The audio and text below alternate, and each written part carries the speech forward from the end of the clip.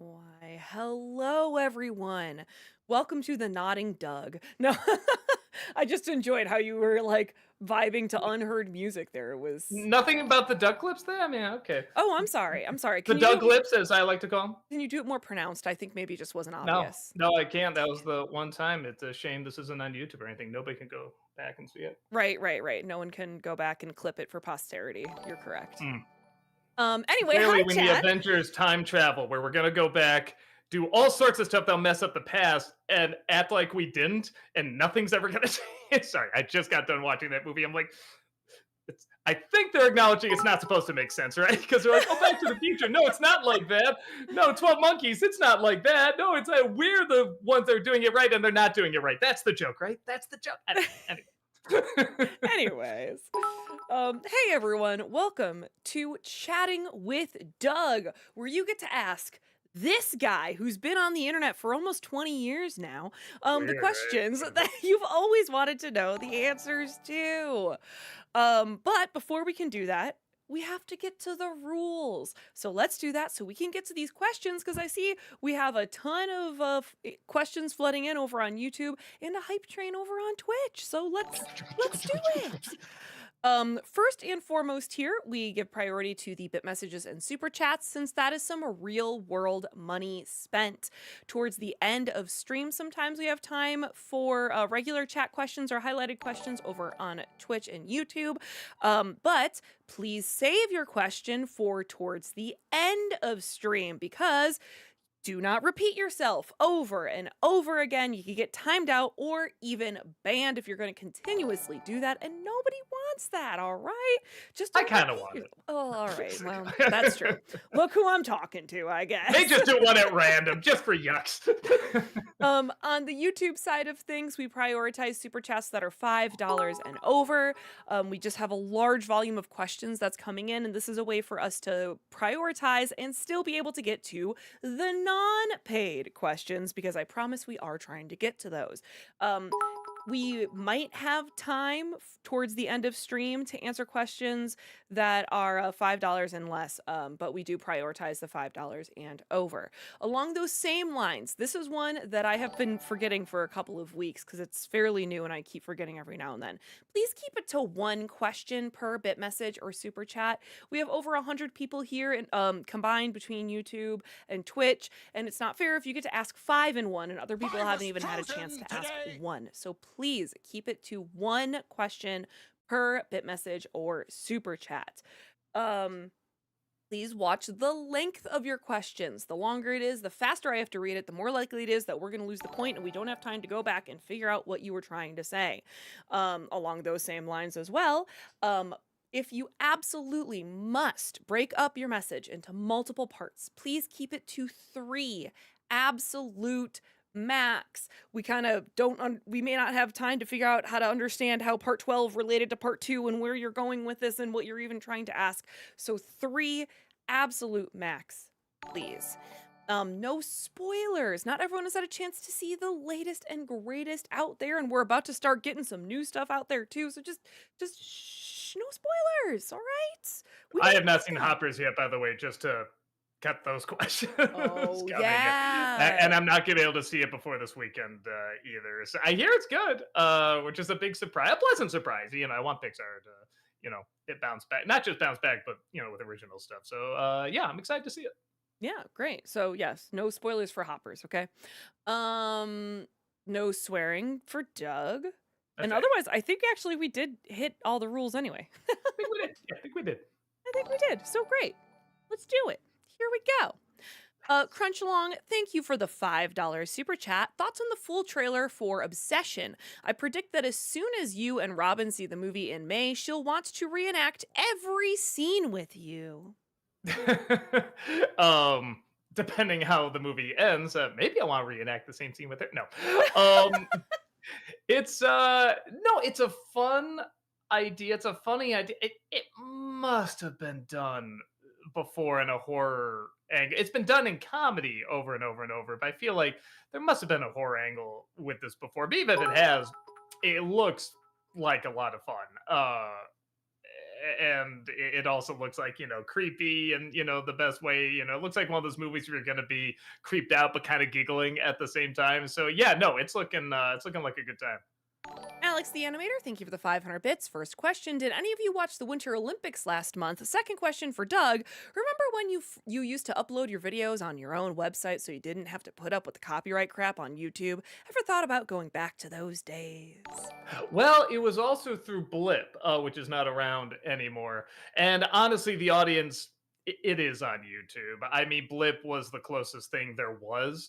Uh, and we did play quite a big part in that, which is pretty cool. But it is one of those things where it's like, yeah, that was the closest competitor they had. That got wiped out. There hasn't really been one that's really even come close to YouTube. So I always see YouTube as like, the studio you got to work with, kind of thing, where here's the new rules, here's the bull crap that doesn't make sense and is hypocritical and everything, but it's kind of in every business. Uh, but at the same time, much rather do that than go the traditional studio route. I can make things faster. I do still have complete control over it. I like working within the system because it's so big. They can't keep track of everything, which is both a pro and con. So, yeah, and as much as I talk about the algorithm, changing and being a pain, for a lot of people and stuff like that, it does still help us out with our back catalog, certainly. So there's a lot of good things with it as well. It obviously we point out the stuff that's not so great about it, but it is one of those things too where I don't want to I don't want that feeling of I'm not grateful to come across necessarily, because I am. It completely changed my life.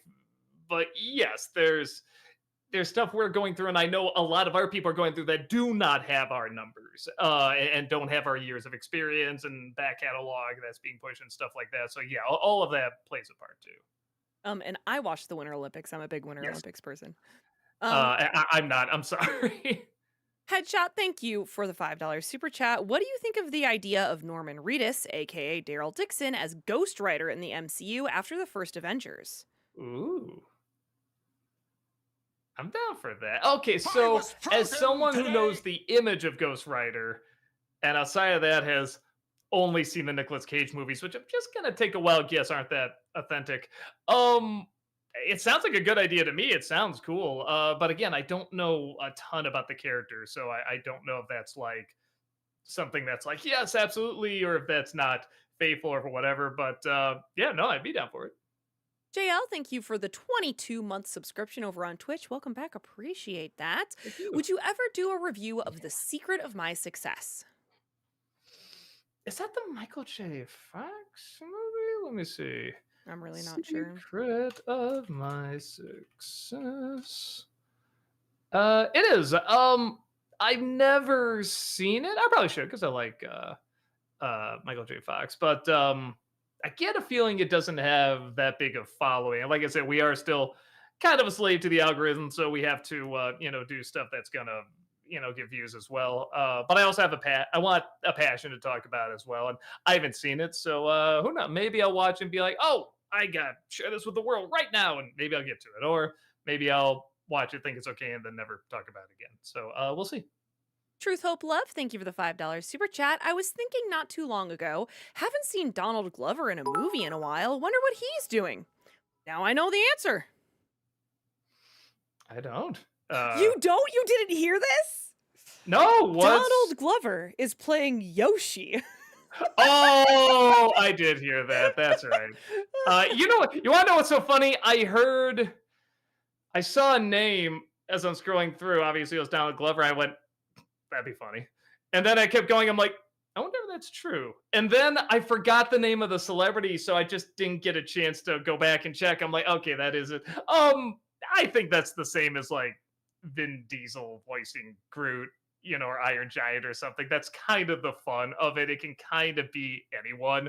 I think that's fine. I think that's kind of funny. Yeah, actually, as long as that's what they do, it's just insane and stuff like that. So yeah, if that's what they keep it to, I do think that's kind of hilarious. Movie Mike, thank you for the 500 bits. Have you seen Hoppers? I have not. Sorry, it'll probably be next week. I'll see if it makes sense to do a vlog review of it, by that point, because there might be new movies out. But if not, you'll definitely get Disney December of it. Ice Luigi Star Pictures, thank you for this $5 super chat. Hi, Doug and Heather. Have either of Hi. you seen the final trailer for the Super Mario Galaxy movie? And if so, what are your thoughts?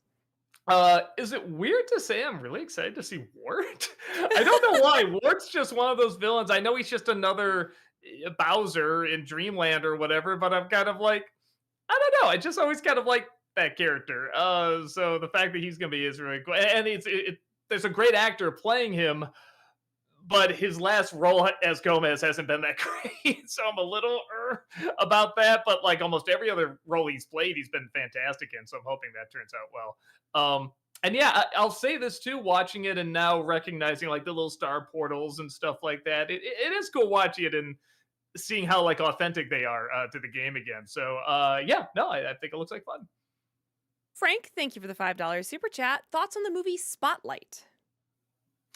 Let me see if that rings a bell. Movie Spotlight. Let's see. Keaton. Oh, was this the journalism movie? Yeah, horrible to say. I haven't seen it, and I've been very curious to see it. Actually, it's another one of those where I know I should see it. It looks good, and I just keep forgetting about it. So, yeah, I'll try to check that one out. Movie lover, thank you for the 500 bits. In honor of James Vanderbeek, would you consider reviewing Varsity Blues? That's another one I never saw. It just never looked like a movie up my alley. Doesn't mean it's bad. It just never interested me. But maybe I should.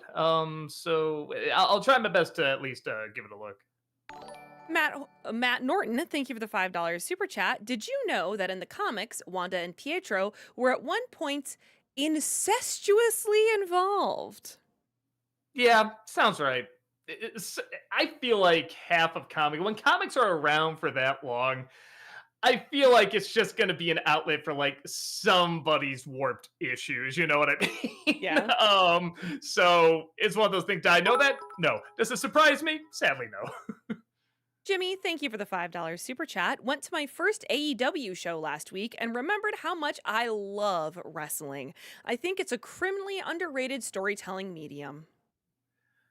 I'll have to trust you. I mean, I do remember growing up within the days of like Hulk Hogan, Andre the Giant, Sergeant Slaughter, and all that. And I had a good time, even though I was never like totally obsessed with it. And obviously, I love stuff like the Andy Kaufman stuff. That's all great. But I don't know. There's something about it. I like more the structure, the behind the scenes, the development of wrestling than watching wrestling itself, if that makes sense. I love the stories behind making the stories, but the actual stuff itself, I don't know, it's weirdly just a little too slow for me. And while I know a lot of that stuff takes a lot of, talent to do, I think I like something more like martial arts a little bit more that's a little quicker. Um, Even though you could argue it's not even worth putting those in the same ballpark. I mean, you're probably right. I don't know. It just doesn't grab me as an adult. And I think the personalities is what grabbed me as a kid. The actual sport itself, it is a sport. It is. It's a rigged sport, as they say. It just never interests me. But Walter is a huge fan. He's the one to talk to about that. I'm sure you're right for it to last as long as it has, the style and everything. But yeah, I don't think I'm the person to talk to about it. Jace, thank you for the $5 super chat. Disney December for Dogma checks out. It's ironic and savage that even Miramax Disney wasn't spared from mockery thanks to Mubi the Golden Calf. Look it up. uh, I didn't think about that, but you're right. That's exactly what I mean. That's not true. I thought about it a little bit. I guess I didn't put together that like, oh yeah, Miramax is under the Disney umbrella, and they're doing that, essentially making fun of their version of Mickey Mouse and everything. The Disney Corporation. So yeah, actually that's sort of an interesting bit of light shine on that. I'm gonna do it after Chasing Amy though. So Chasing Amy's the next one. Then the following year I'll do Dogma. The Firstborn, thank you for the $10 super chat. Not sure if all Avengers movies need to be the biggest thing all the time. IW and Endgame, definitely, but they were a saga closer. Not that it was great, but Avengers 2 could have worked as just chapter 2. I think, I brought this up just as a quick throwaway joke, and I guess everyone kind of agrees that Civil War feels like the real Avengers 2. Just about all the Avengers are in it. Just enough characters are in it that it feels like this is the proper Avengers 2. And that's not even necessarily like on a technical level, like, bigger than the first one. Though in some respects it is. But the story feels bigger.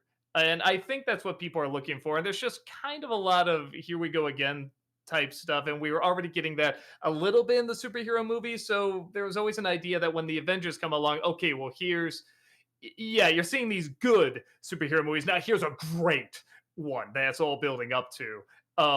And the fact that out of four of them, only one is, I think kind of speaks to that. But again, I don't think it's a bad movie. I think it's entertaining enough. I know a lot of people that hated it when it came out. I'm just like, I don't think that. There's still some good stuff in it.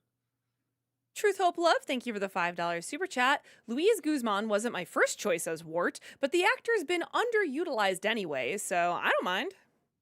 Yeah, you want to see him like with some really good range. I mean, yeah, I'm playing stuff in like I don't know, like Out of Sight or Series of Unfortunate Events and stuff like that, where he's kind of like, the goofball henchman or something. But you want him both really, he's really funny, but he's also very charismatic and he's got a good dramatic edge. And again, it kind of shows his range. He has a supporting role in Count of Monte Cristo, and he's very, very good. Again, it's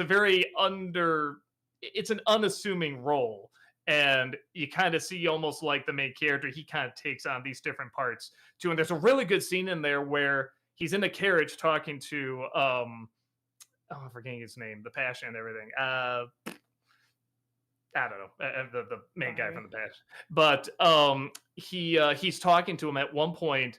The main character doesn't say anything, and then he keeps talking, and they send the commentary. The guy actually forgot his lines, and then Louis Gussman picked it up for him. He kept the scene going because it's kind of a long one shot, and the scene actually worked better that way. So yeah, he's a very talented actor. Like I said, I feel like he has the look of Gomez. I didn't think everything else about the role didn't quite work, but that's a lot of the show anyway, in my opinion. So yeah, I think he overwhelmingly has a lot of good performances. I hope he bring. I know it sounds weird, but I hope he really brings something to Wart. Dev the Wiser, thank you for the 500 bits. What are some of your favorite Spider-Man comics? I love the Black Suit saga. That's all great. Let me see. Just about anything with Venom. I think just that whole idea is cool. I love what they do with the character. Oh, Maximum Carnage. That whole bit was really, really cool. I mean, you can probably tell I'm a sucker for just that symbiote stuff in the comic. It's always drawn great. The idea is really cool. I love seeing how it's gonna like turn people into different things and how it kind of carries like the essence of the people, or at least the worst of those people, into the next person it takes over. I mean, all that is so much fun. Um, yeah, those I know there's other one. I mean, there's classic ones everybody knows and stuff like that with like Gwen Stacy and all that. But yeah, those are the ones that Rob was much more the Spider-Man fan, and I was kind of a fan in passing. But anytime there's anything with like the symbiote or Venom or something, I'm like, oh, give me that. Let me see. Let me see. That's always the stuff that sucked me in. Truth, Hope, Love, thank you for the $5 super chat. So, are you seeing Hoppers this week? No, I'm at a convention. Oh, by the way, if you're in Arizona, we're gonna be in Arizona. Game On Expo. We're gonna be at that. James Rolfe is gonna be there as well. It's gonna be a fun time, so we hope to see you there. Headshot, thank you for the $5 super chat. Another upcoming video game adaptation is Life is Strange. A girl gets rewind powers and makes hard choices to use it. Fun fact, this was announced a decade ago. The movie or the game? The game's been out for a while, Oh, the right? game's been out for a while. Yes, I believe it Yeah. was going to be like they were talking about it being a movie, and then that fell through because now it's going to be a series. I believe it's going to be an Amazon Prime series, and we did see Gotcha. Okay. the actors who are going to play Chloe and Max. Okay. Actually, I've never played the game, but I know it's a big game. I know it's like a lot of people know about it. It's some sort of like it's a very social game, but I didn't know that was the plot of it.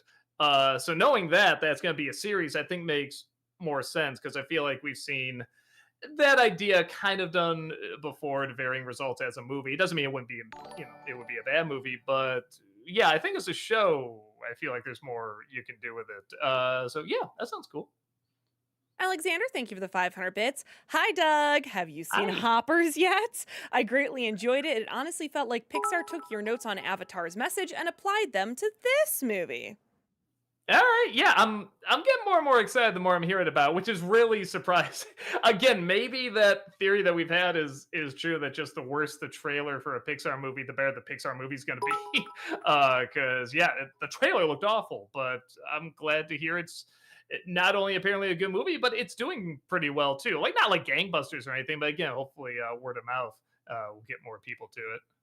KJK, thank you for the 500 bits. Hey, Doug, I know that Age of Ultron ironically didn't do much to build up Ultron, but if you're curious to learn more about him, YouTuber Pastra has an excellent video detailing his comic history, showing why he's such a major popular villain. Fair warning, it's a pretty long video.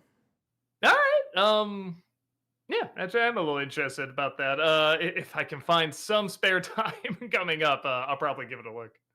Dreg, thank you for the 500 bits. So, I rewatched the underground episode of Bojack, and the last shot where we see all five main characters together threw me off guard. I'm used to sitcoms having all their main characters spend every second together, so it's odd to me that you only see the main five together in the same space maybe twice in the entire show, the other being the Zoe and Zelda episode. I don't know, am I the only one that finds that strange? I never thought about it. I guess it's a good point. They're all kind of off in their own, kind of side quests and stuff like that.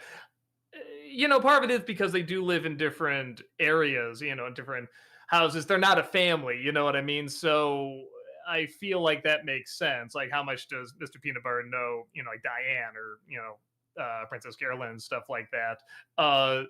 So yeah, I mean, it makes sense, but you're right. I never thought about it before that there's not many times where they're all on camera. Yeah, it never really crossed my mind. Behind the fandom, thank you for the $5 super chat. Loved meeting you on Sunday. It was great meeting you too. Jace, thank you for the $5 super chat. As Steve Oderkirk fan, Jimmy Neutron slash Kung Pao, you think his canceled remake of Incredible Mr. Limpet, Jim Carrey Fish Nightmare, would have hit or flopped? I didn't know he was the one doing that. Interesting.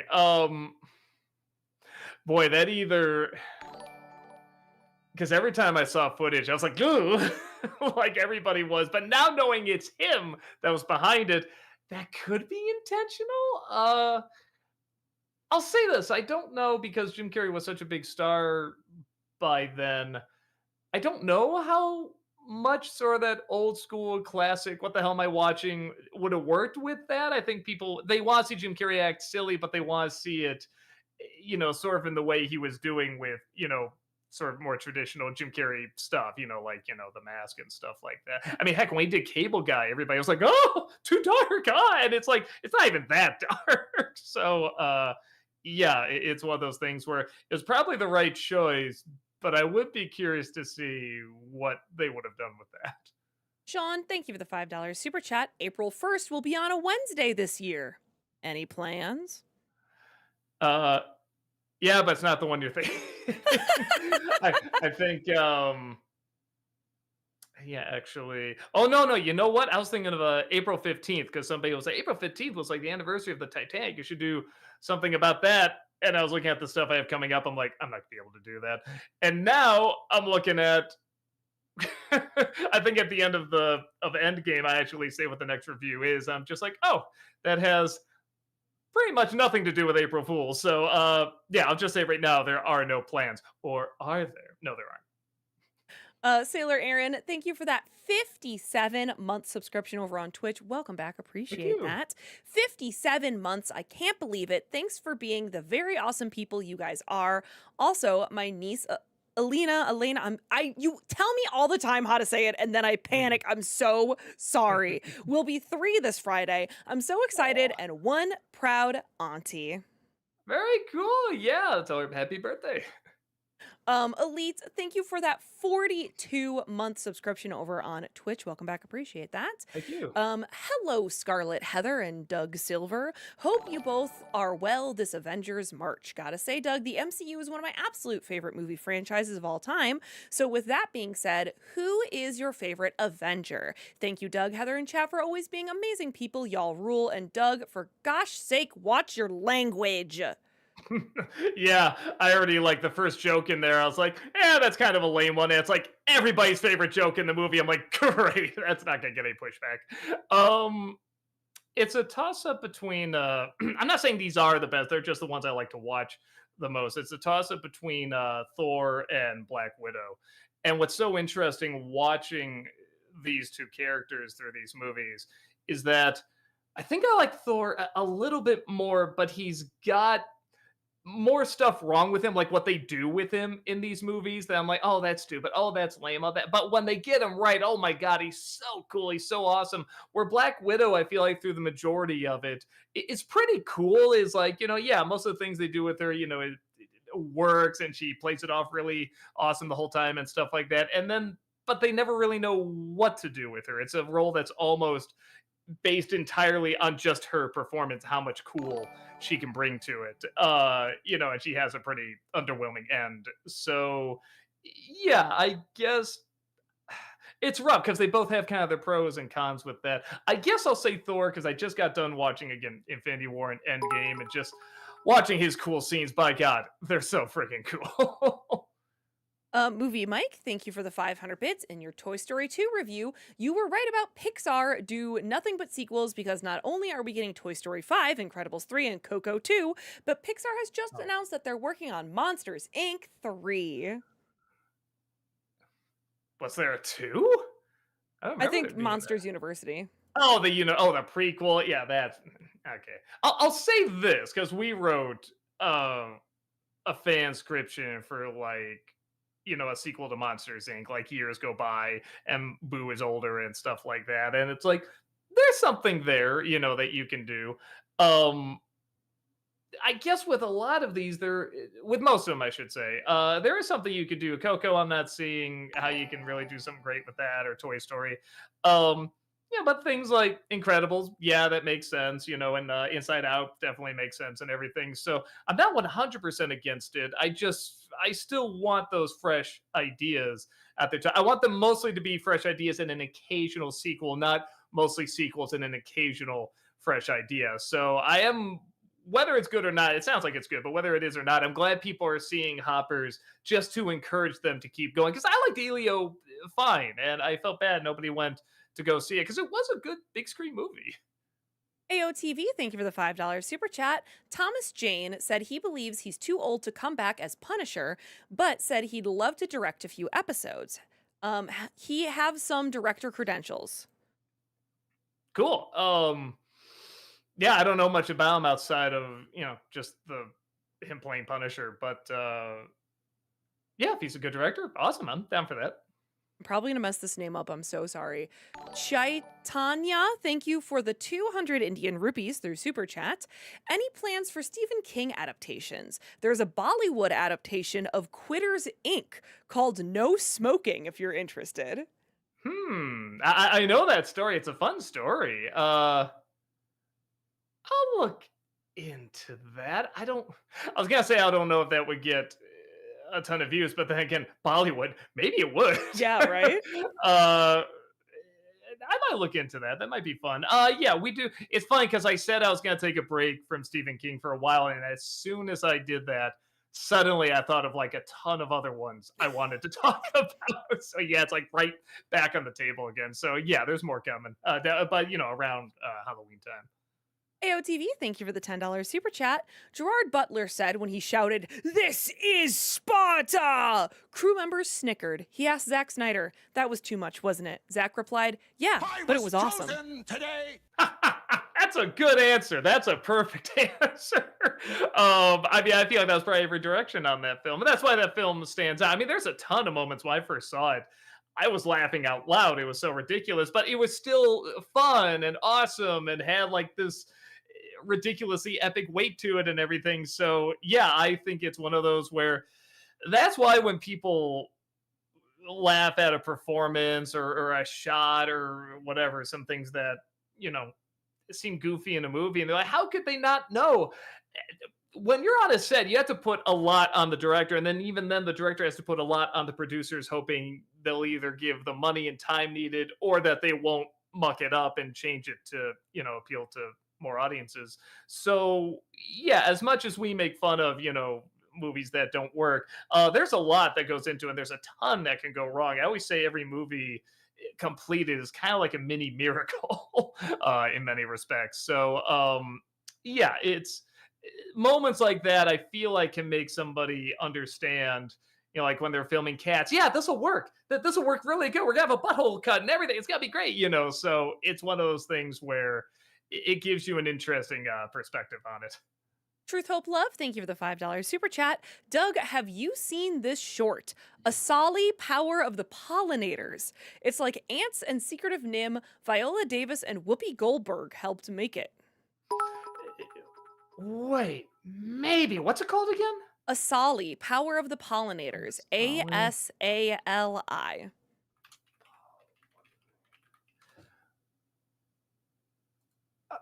Boy, no, but this is gonna sound weird. I saw, oh, what was it? It was like a VR short that had, I want to say Whoopi Goldberg, but it definitely had Oprah Winfrey in it as well, and it had kind of a similar story. Except maybe it's about an owl or something. I can't remember, but it was, when you mentioned that, I'm like, boy, that kind of sounds familiar. I could just be, you know, maybe they have nothing in common and just like something about the title or the set remind me of it. But yeah, okay. I've never seen this before. It sounds bizarre enough to be interesting, so I'll try to check it out. Ice Luigi, thank you for the $20 super chat. Have both of you heard the announcement that Yoshi in the Galaxy movie will be played by none other than Donald Glover? Yes, you heard it, the same actor who played Simba in the 2019 remake of The Lion King. um, I mean, my thought is sure. He just says Yoshi the whole time. Again, I think it's gonna be like you know, Vin Diesel's I am Groot. I think it's just gonna be that over and over, saying Yoshi, Yoshi, Yoshi. If they make him talk, like that might be a little weird, but again, I gotta see what they have in mind. You know, like say anything other than Yoshi. A lover of cinema, thank you for the 500 bits. Thoughts on Tobey Maguire's Spider-Man in No Way Home, and do you feel the movie fixed your issues with him? I know I asked you this last week, but you answered it by talking about Holland Spider-Man, not Maguire's Oh, Spider-Man. I'm sorry. I must have misheard that. My apologies. Yeah, I think as someone that didn't get too much into the Maguire Spider-Man, I thought they handled him pretty well. I mean, all of them I thought were handled very, very well. Uh, you know, and I did a review of Nostalgia Critic where I went into more detail about it, and I think I even said the scene where, not going too much into spoilers, where Maguire has to stop Holland from doing something. That's something that can only work with those actors. You can't have somebody step in playing that Peter Parker, but it's supposed to be the one from the Tobey Maguire movies. You know what I mean? Like it has to be Tobey Maguire, and that did make a big difference. It really did. And yeah, and the same thing with the Garfield movies too. I kind of liked how they pay homage to those movies and what people liked about, but they also fixed a lot of issues with them in many respects, and they gave them all satisfying finales, because I think that's something a lot of people can agree on. Neither the Garfield or Maguire ones have very satisfying finales, so that was nice to see. KJK, thank you for the 500 bits. Fun fact Loki was actually the very first villain the Avengers ever fought as a team in the original comics, so that's probably another reason why he was chosen for the first movie. That's kind of neat. Okay, I didn't know that. Yeah, like I said, for a first villain, you know what I mean? Like there's gonna be other Avenger movies. I thought he was fine. He was pretty entertaining. That actor has a lot of charm, and you know, really got down what was fun about that character. So yeah, no, I thought it actually worked out okay. AOTV, thank you for the $5 super chat. Potato Head is voiced by Jeff Bergman in Toy Story 5, and it's not the first time he's taken over for an iconic actor. Okay, you know, it's funny because there were a few lines in there. I was thinking to myself, I'm like, did they just find more lines that this person did? That oh, was it Don Rickles? He did, right?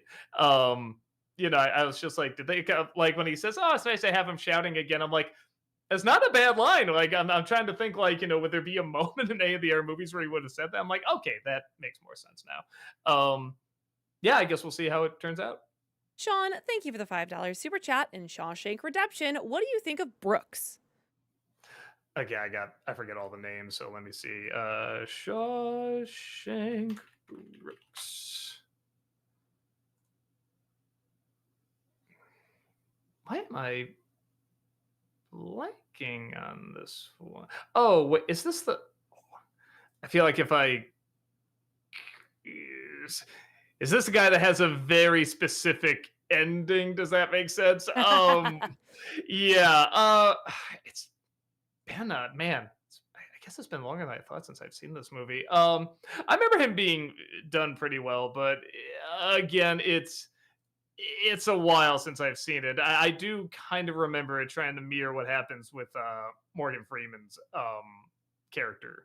Uh, if I'm right, if I'm remembering it right, again, it's been a hot minute, but uh, yeah, if I'm remembering right, I think I liked it the way he was handled. Jace, thank you for the $5 super chat. Remember how Scrooge McDuck explains why Atlantis is upside down in the reboot? He basically nutshelled how the unstructured DCEU collapsed on itself, too. Okay, I want to hear that description again now. Yeah, it sounds kind of fun. Didymus, thank you for the $5 super chat. Would you agree that the character animation and designs are superior in A Bug's Life?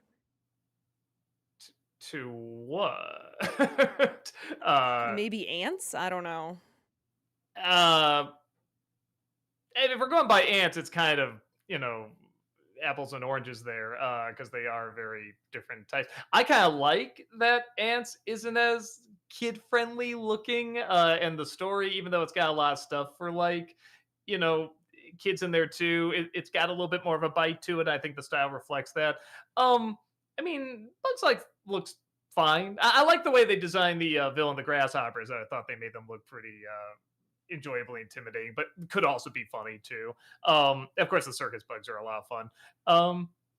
Yeah, I don't know. I guess they're not bad. It just didn't jump out at me as like amazing designs or anything. I like the design of the bird. That was anything that was the appropriate size to the bugs that was supposed to be intimidating and creepy. I thought they did a good job while also showing how far away to us they could look very cute.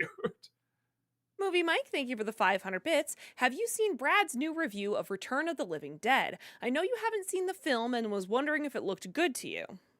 I was just talking to him about on at the convention we were at, and I haven't seen either yet, the movie or his review. But he was telling me about it. It sounded very interesting, so I do want to check it out. Alexander, thank you for the 500 bits. Have you watched the mini-series Disclaimer? It has a pretty intriguing story and great performances by Kate Blanchett, Kevin Kline, and Sacha Baron Cohen. Disclaimer mini series. I don't think so. I don't even know if I've heard of this one. No, it's a recent one too. Yeah, no, it's not ringing a bell. Good people though. So I'll try to check it out. Talons of Water, thank you for the $5 super chat. Since I've seen you wearing a gorilla shirt on these streams sometimes, Doug, I'm guessing you're a fan of them. And if so, what got you into the band? Uh, I mean, I don't know if this is how it works anymore, but I saw a music video on MTV. I don't. I guess aside from listening on the radio, I don't know how people get into songs now, like the hot cool things or whatever. Yeah, obviously the music was very, very catchy. I loved as soon as I saw the animation, I kind of thought, oh, okay, this is a group that's just they have an animated music video. I've seen that all the time. And now when are we gonna see them in live action? It's like, oh, they're always animated. Cool, but what do they look like in real life and everything? And just the more I delve into it, the more interesting the concept became. And it weirdly didn't feel like a sellout. It didn't feel fake or phony or corporate. It felt like something that was weirdly organic, even though there was a lot of money put into it, like a lot of bands. But the artistry around it was still so random and strange and sometimes goofy, sometimes raunchy, sometimes beautiful and surreal. And I just loved all of that while still making really good music too. There's even like lore behind all of it. I'll be honest, I don't follow that closely, but all of that I just find really, really interesting. And I think in many respects shows what music can do, even kind of popular music. That when you hear it, you do think of like certain images, but you also think of like maybe personalities and characters and backstories, but they're not all like super solid or connected. That's kind of like what music does. It can throw all these different concepts at you, and I feel like that's what Gorillas does. With just enough of a through line through it. Like the music is the through line. So yeah, I love all of that. Sean, thank you for the $10 super chat. Do you have to like Adam Sandler to like Hotel Transylvania? Yes, I'm one of those people who's not into his comedies, but think his dramas are fine, albeit uneven. I think you'll like it. If anything else, a lot of people don't even know it's Adam Sandler in the movie. He actually does a pretty good job disguising his voice. I'm not gonna say it's like an amazing Dracula or anything like that, but you feel for the guy, and his comedic deliveries are good. There's a few Sandler isms in it, like a few fart jokes and stuff. I think that's just kind of part of the course now for like a lot of animated kids films. But I really liked it. I think yeah, the first two were like really creative, and I thought they were funny. I thought they actually had a decent emotional side to them. So three I didn't care for, and four is all right ish. But the first two I think are really solid, good films. Jace, thank you for the $5 super chat. Glad the Earthworm Jim art wasn't replaced by Hell of a Boss cast art, just moved next to it on the wall. Can't Yeah. wait for season 3 of both Helliverse shows. Yeah, that's right. It's one of those things where I think Heather, you bring it up too. Like we're getting close to a lot of like big stuff coming out now. It's like, yeah, I guess we are. Which is kind of cool to see. Yeah, so I'm curious to see what they have planned too. Sorry about that, chat. You saw something on Doug's face for just a second. My That's just my Chrome face. was being weird. Jimmy, thank you for the $5 super chat. What comic book arc would you want to see adapted to the big screen that hasn't been done/done well? I'd love to see an accurate Doctor Doom origin. Uh, yeah. Honestly, hopefully we're getting this. I'd love to see the symbiote done well in Spider-Man. I think they were hinting to that in the last movie. Yeah, I'm trying to think what else.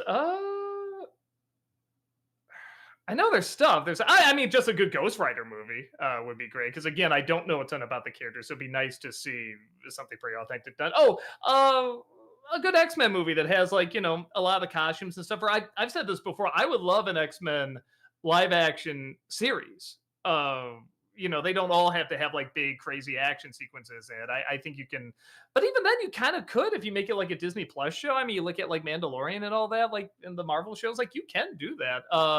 I think a series makes a little bit more sense, but I'm still down for a movie. I want to see what they're going to do with them in the MCU, but don't use the same actors. Get new actors in there. They've had their time. Great. Let's get a new spirit in there. Sean, thank you for the $5 super chat. What do you think of Franco Zeffirelli's version of Hamlet with Mel Gibson and 1960s Romeo and Juliet? I love his Romeo and Juliet. I think that's like the pinnacle of the one at the top in terms of film. His Hamlet I didn't care much for. It's not bad. I like it's not like an awful rendition. It's very very weak. If you were to watch it, I don't think you would put together why this is seen as like one of the greatest things of all time, if not the greatest thing ever written. Um, but I'm not gonna say it's awful either. It's just underwhelming. It's a very underwhelming adaptation. Movie Mike, thank you for the 500 bits. And Mighty Joe Young, what do you think of the Poacher? Do you think he's a good villain? Yeah, I'm trying to remember. It's been a while because I remember more. This is probably a good thing. I remember more the good guys in there. I remember Joe. I remember Charlize Theron and Bill Paxton. Everybody. I remember him working all right. Like how did I mention it? He could have been better, but he could have been worse too. Like it could have been done really, really bad. I don't remember him really being done that awful. So I remember him working all right for the type of story that is. Patrick, thank you for the $5 super chat. Do you plan on watching season 2 of One Piece? And if you have, what's your spoiler free thoughts so far? I haven't seen it yet. I thought I heard it was coming out this week. That's another one. It's gonna take a minute for me to watch because I got a lot of cons and stuff coming up. But I'm excited to see. I try not to see anything like in terms of like trailers or commercials or anything like that because I do want to be surprised by it because I know the imagery in it can be so crazy. Um, so yeah, I haven't seen any of it yet. It's gonna be a hot minute before I do, but I am very excited to check it out. What up, JD? Thank you for the $5 super chat. Favorite Martin Short movie? My top fave is Clifford. Possible NC? I gotta watch it again because when I first saw it, I didn't know what to make of it, and then I saw Brad's review, and I kind of became obsessed with it. Like, I gotta see this movie again. This just looks so bonkers. So yeah, so I should check it out. I've seen it before. I don't remember like hating it or anything. I just didn't know what to make of it. So I get the feeling I'd like it more now. Uh, well, but you want to get like really technical, maybe something like The Wind Rises or something like that. Somewhere he just does a voice. But I know what you're talking about, like which one where he's like the star. Um, Captain Ron's not bad. Yeah, I'm looking at like Three Amigos is fun.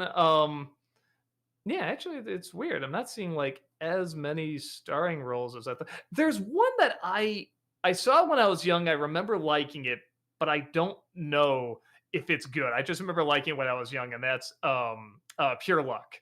I thought was a funny idea. I thought he was funny in it. Um, so yeah, I guess those should work. Adriana, thank you for the $5 super chat. Yesterday, I finally watched my first Ghibli movie, My Neighbor Totoro, and I enjoyed it a lot. It's such a cute slice of life movie. Yeah, it's good. Um, it's always one of those movies. I Here's my theory. I get the feeling if I saw that one first, like you did, I would have loved it a lot more. Uh, because I didn't, because I saw Kiki's Delivery Service and Spirited Away and Castle in the Sky and everything. Um, I like it, but I don't love it. I get the feeling if like I said, if I was introduced to this style of animation, everything, I would get more into the backgrounds and the more quiet nature of it. But to me, I'm just going to be like, oh, well, I can just watch Whispers of the Heart for this or Kiki's Delivery Service for that. A ton of our movies that I feel like kind of do this better. But it's not bad. It's still a very, very good film. It's just not one that I rate very high up there, even though it's like kind of like the most iconic. It's still like his logo, the Studio Ghibli logo. So yeah, no, it's if you like that, there's a ton of other great ones coming up. You're in for a lot of really cool stuff. Jellyfire Tower, thank you for the $5 super chat. Hey, I just want to share Nate of Renegades React streamed all three animated Titanic movie and soon going to stream Food Fight. Pray for us. Right. I found out there is more animated Titanic material out there that I'm gonna attempt to cover this year. We got some plans for it, and hopefully they come through. But yeah, we got some fun ideas planned for that. So yes, there's if you can believe it, there's more material out there, and hopefully I will be covering it. Hopefully, maybe hopefully is not the word. Regrettably. JL, thank you for the 1,000 bits. Doug, would you ever review Ben 10? Know that it's on Tubi. I know what it is. I hear it's very good. It sounds like a fun idea.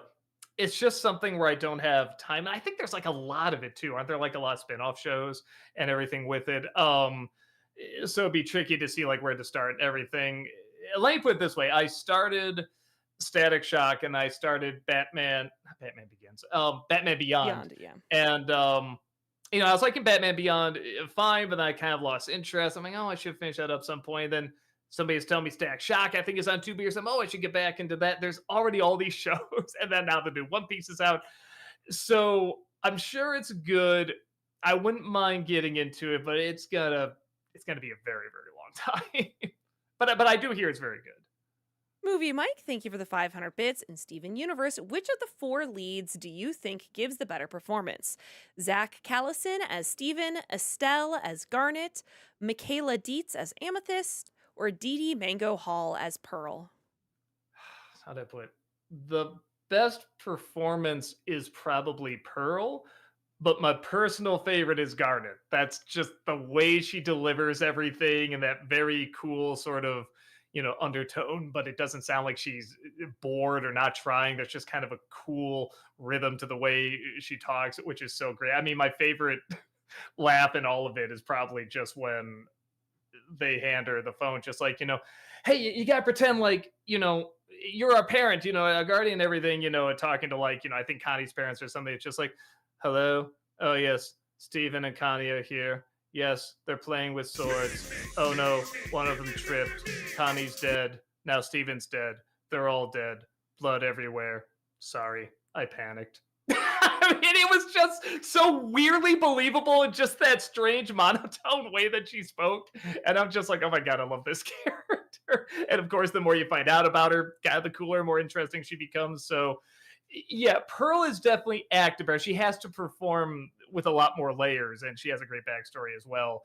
But Garnet's the one that, if there's ever focus on Garnet, I'm always excited. Ultimate Frozen fan, thank you for the $5 super chat.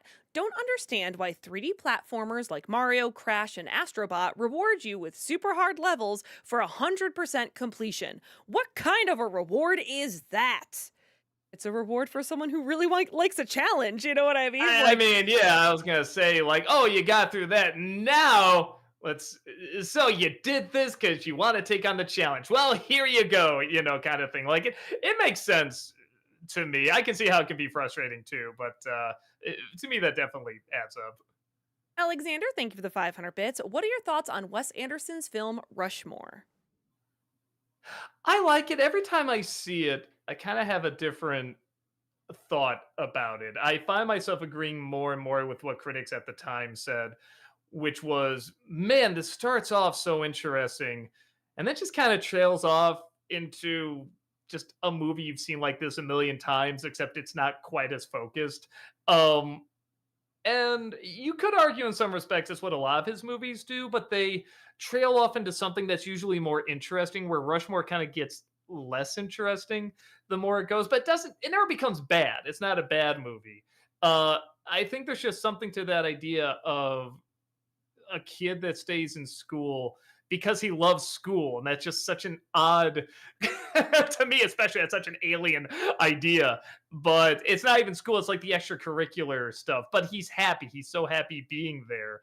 um and this grown man that's trying to figure that out, he's in a slump in his life and he's trying to figure this out. So yeah, it is good. I'm not going to say it's a bad movie, but I do find myself agreeing more and more that the more it goes on, the more it reveals it's not becoming everything it could be, which you could see. This is another something I'm realizing. Could argue is the idea, because that's the main character, isn't it? And that's what he's discovering. And even the adult in there is discovering. So again, maybe there's more to it than even I'm thinking of right now. That's why it's fun to talk about movies. Sometimes you stumble across something. It's like, ooh, maybe there's an idea there. I should watch it again.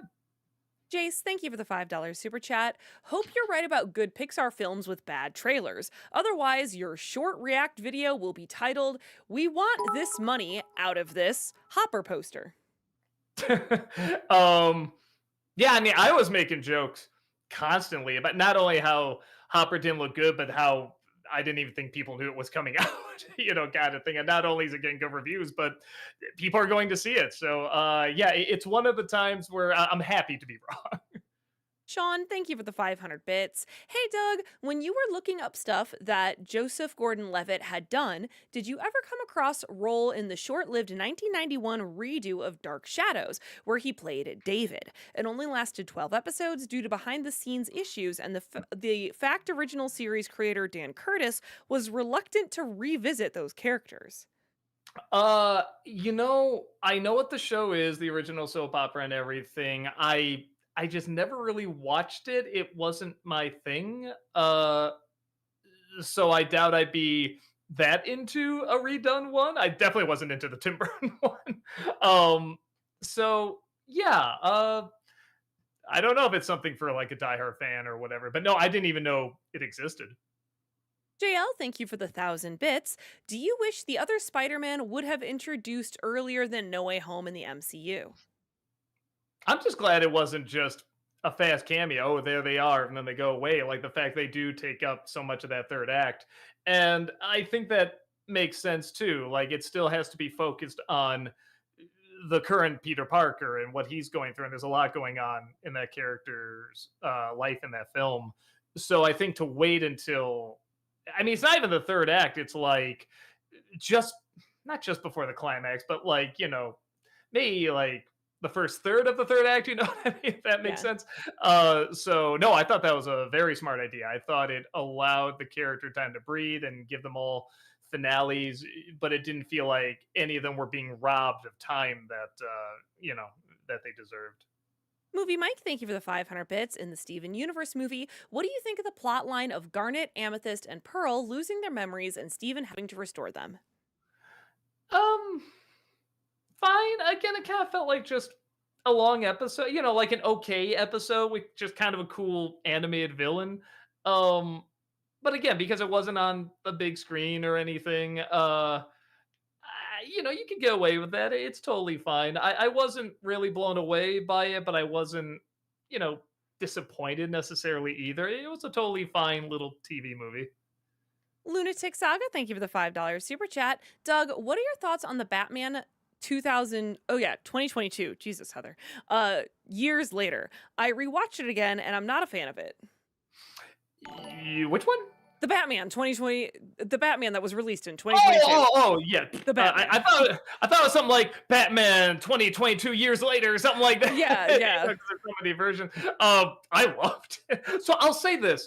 I definitely seen some people say this is, pardon the pun, the Batman movie. You know what I mean? Like the ultimate, it gets everything right. I don't think it's that. I know more the style it's going for. I'm glad it wasn't just a repeat of Dark Knight.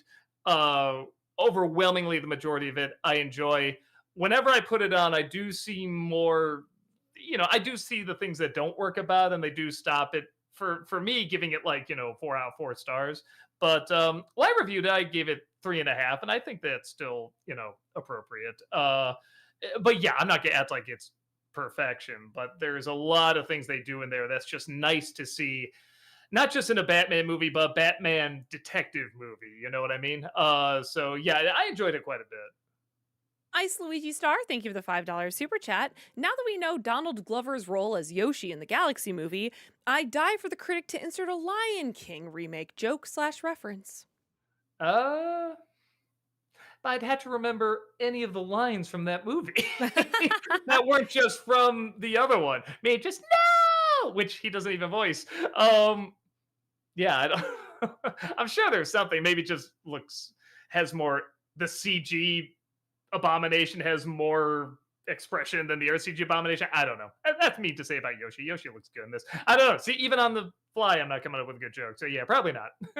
Ultimate Frozen fan, thank you for the $5 super chat. People who say Mario Galaxy is their fave must not have went for 100%, because how can anyone enjoy the prankster comments slash purple coin challenges? If you know, you know. And I don't know. So Yeah. I'll have to trust you. This is part 1 of 2, by the way. Gotcha. Talking movie bubbles, thank you for the $5 super chat. Favorite Jim Henson project. Boy. I gotta really think about that. I feel like there's like an obvious one I'm missing. I mean, this isn't his best, but I mean, like, I'm still blown away every time I see those Ninja Turtle animatronics. I'm still blown away by that. Um, the Wilkins coffee, of course, is fantastic. Boy, I don't know. I mean, maybe Labyrinth, but I feel like there's something else out there that I feel like I would enjoy a lot more. Yeah, Witches was fantastic. I still have a major soft spot for the Great Muppet Caper. I'll say this: I have not seen all of the Dark Crystal show, which is supposed to be fantastic. I know it only got 1 season, but even that 1 season is supposed to be really, really great. So, yeah, I'll see if I can watch all of that at some point. And then I also heard, was it Storyteller or something like that? It's supposed to be really great, but I haven't seen that. So, yeah, I'll get on all those at some point. Sean, thank you for the $5 super chat. Thoughts on Life is Beautiful? It's good. I like it didn't give me what I thought I was gonna get. Because there's a lot of talk around it, a lot of praise, and I knew it was gonna be silly, and I knew it was about that particular time in our history. Again, YouTube, don't know what I can say. But I like it really leaned hard into the works of like Charlie Chaplin. I mean, particularly Chaplin, but a little bit of Buster Keaton, a lot of the silent film comedies, and also just kind of this fairy tale way of telling a story, which I think makes sense because then here's just this harsh, brutal reality that comes. It's so harsh and brutal, it almost doesn't feel real. Like this should be the made up stuff. So when that comes along and you have him trying to tell his son, no, no, it's all a game, it's all a game, trying to keep that fairy tale alive, just that spark, that spirit alive. I thought that was very, very clever, and I thought that was a very good allegory to everything going on in the story, and in that horrible point in our history. So yeah, I thought it really worked. The simplicity of it worked a lot better than maybe even the film knows. Ultimate Frozen fan, thank you for the $5 super chat. This is part two. They also feel like unnecessary padding. Their controller throwing levels of frustrating. Why do a level again, but faster, sorry, or with one hit point?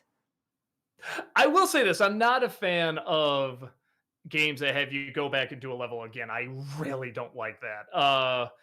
There's literally a Metroid game I was playing. I was getting really, really far. I was really excited.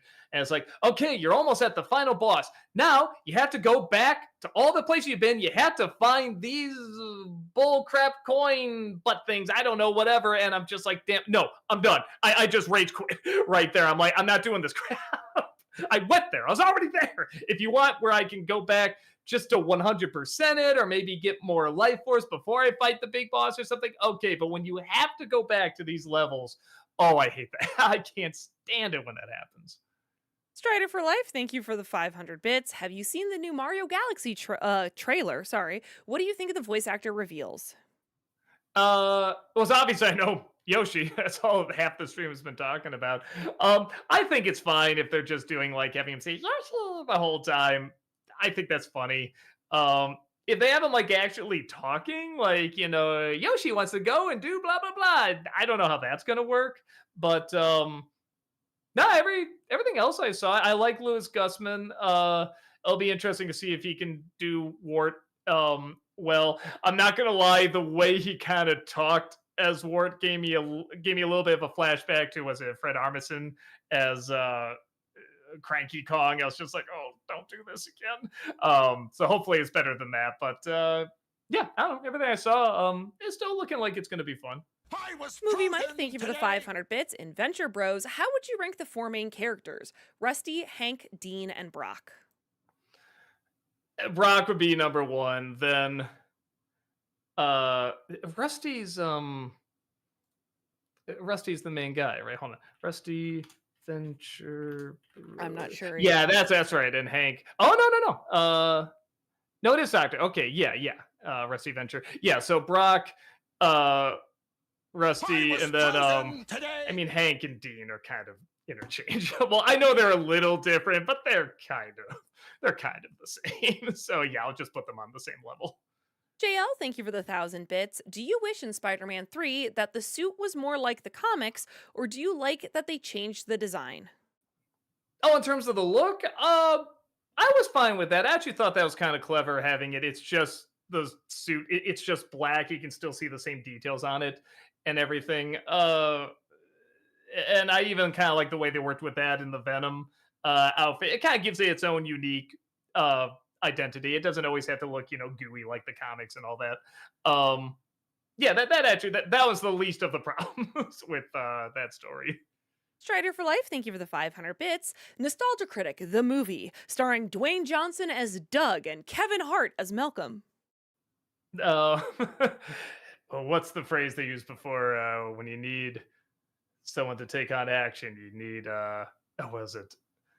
Uh, I don't you, know. you need what was it? A little heart and a big Johnson, I think is what they have. So yeah, there you go. That'll just be the catchphrase again. Ultimate Frozen fan, thank you for the $5 super chat. Doug, you said you hate Luigi. How dare you, sir? Luigi is my favorite Mario character. I prefer him to Mario, to be honest. You show him some respect. Never! I get it. I understand. It's just, as a kid, I was always like, you know what it is? It's the fact that he can't say anything through all the cowardly stuff. Because I actually do like cowardly character, like Daffy Duck or like Abbott and Costello. I mean, there's so many, but they have to be able to talk. If it's just, oh no, like that's it. I'm like, oh, that's just so boring to me. You want to be the guy that goes in and does all the stuff. But I get it. People probably really identify with that, because he's not just the heroic hero is going to go in. He's actually afraid of stuff and everything. So I get it. It's just never did anything for me. Behind the fandom, thank you for the $5 super chat. Did you get anything cool from Cedar Falls Comic Con this weekend? I got two cool little things here. I haven't hung them up yet because I got another con I'm going to. But yeah, there's this cool thing. Looks kind of neat. And I love that too. That looks cool. That looks That's really cool. Neat. So yeah, and they're by the same artist. So they'll go up somewhere up there. Movie Mike, thank you for the 500 bits. Heather and Rapunzel's Tangled Adventure. What do you think of Zon Thierry? I mean, okay. I feel like it was weird that all of a sudden they or he, she, I don't, whatever. She was like the main villain for the final act when like it felt like the real heart of the show was just Cass and Rapunzel's relationship. I did like when she was like the embodiment of that little girl and like was kind of messing with their memories or like bringing up different memories and like messing with their heads and using that to like basically use Cass as a weapon. I was like, oh, okay, that's interesting. That's interesting. And then they just turned into a giant monster in the end. And I was like, oh, all right, cool, great. We did something interesting. And then we're like, no, but here's a really big monster you can fight. Woohoo!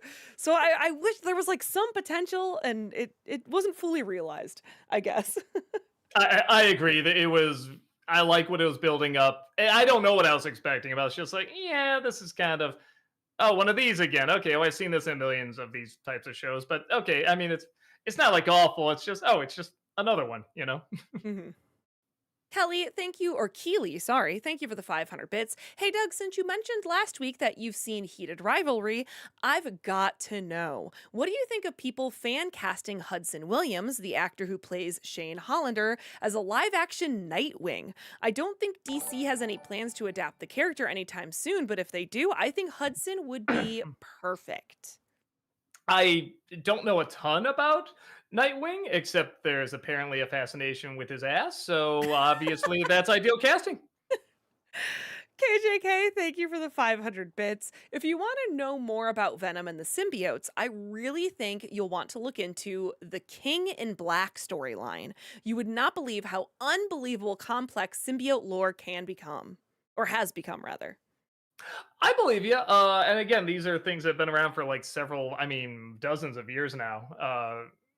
These characters and these ideas and everything. So I'm sure they just keep adding to it.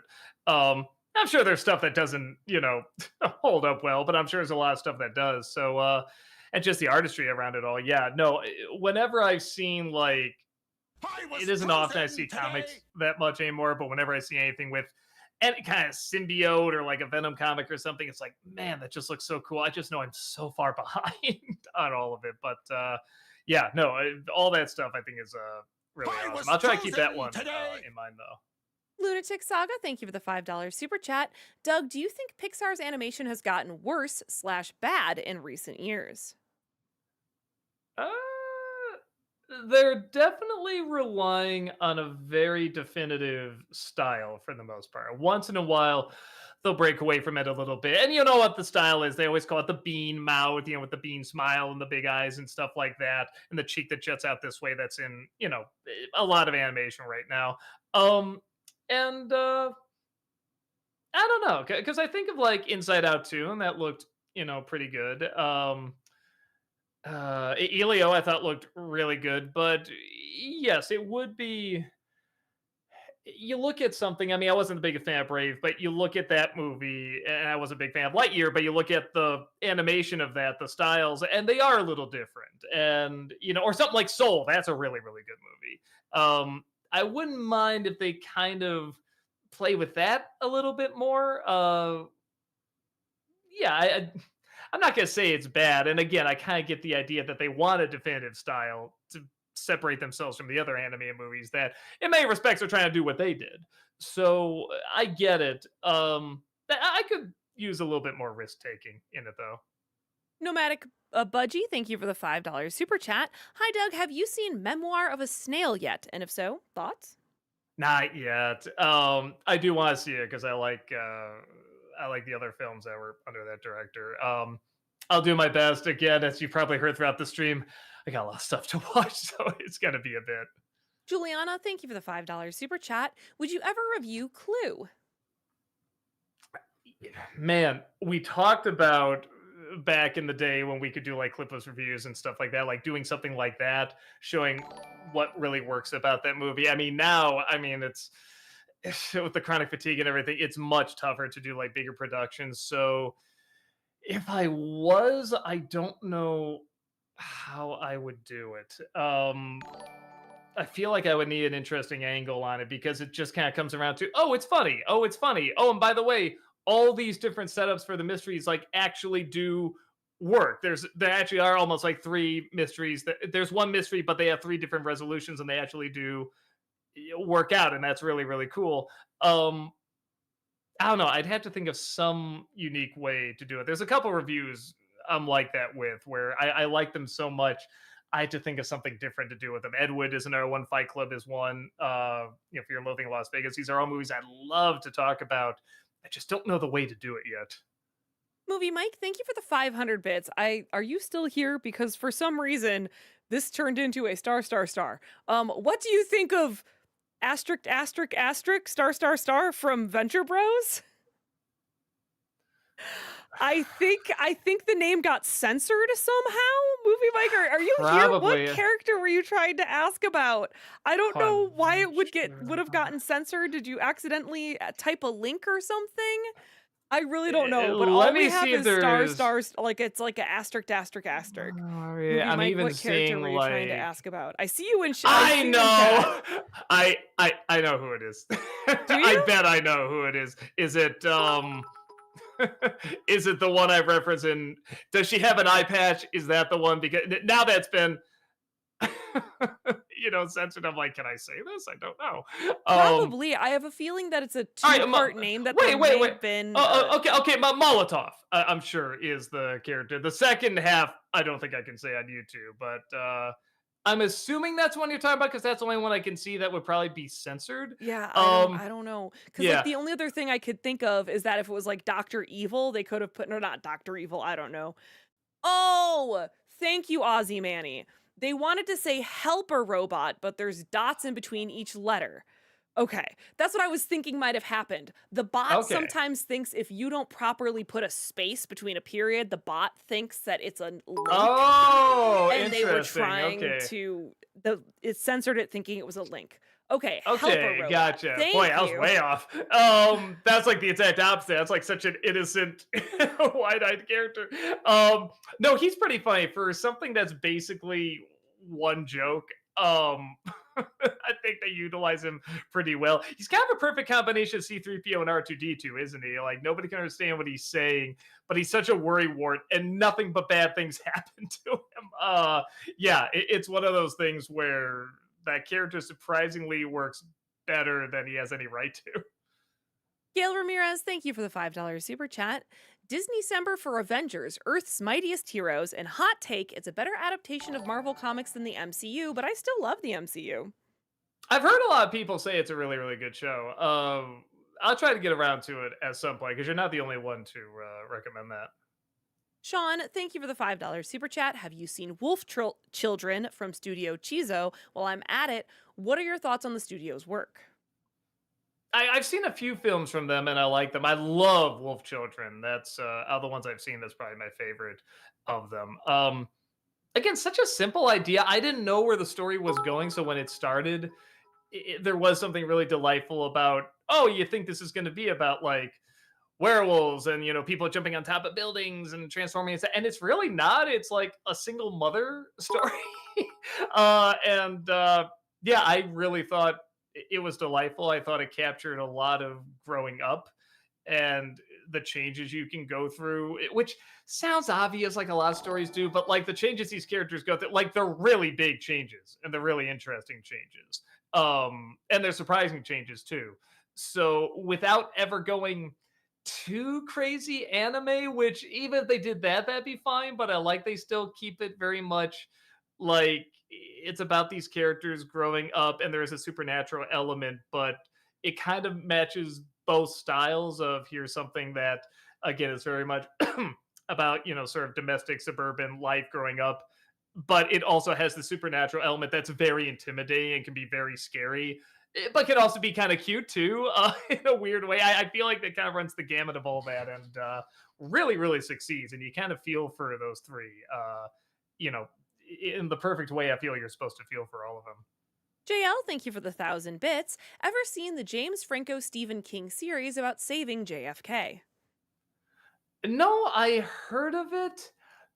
I don't know why. Something about JFK stories don't interest me, and it should because it's a fascinating, a very tragic, obviously, part of history. But I don't know. I guess anyone that lived through it would have more of a fascination with it. I didn't live through it. I obviously, was taught it in school, like a lot of people my age were. So, yeah, it just never grabbed me. It doesn't mean it's bad or anything, but yeah, it just never grabbed me. Movie Mike, thank you for the 500 bits. Have you seen Missing Link? While it's definitely Leica's weakest film, it's still very charming, and Zach Galifianakis, sorry, is delightful as the Bigfoot. No, and I should because I've seen all the Arlaika movies. It just looks so bad, and everyone has said what you said. It's not their best, but it's still good. It's a solid, decent movie, and I really should probably see it.